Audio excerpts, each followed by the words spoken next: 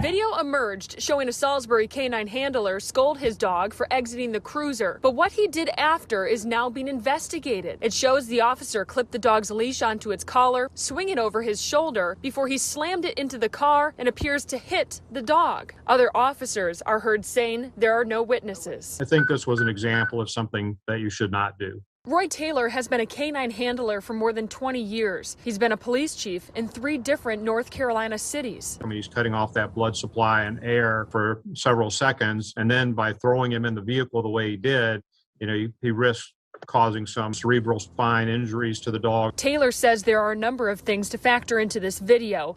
The health of the dog, the price of the dog, $20,000, $25,000. and the potential damage to the dog's training. Now, going forward, the dog's going to have to reconsider whether he gets out of the car at all. Is your camera on? In the video, you can hear the other officers ask if their cameras are on. Hey, you can put my cameras on.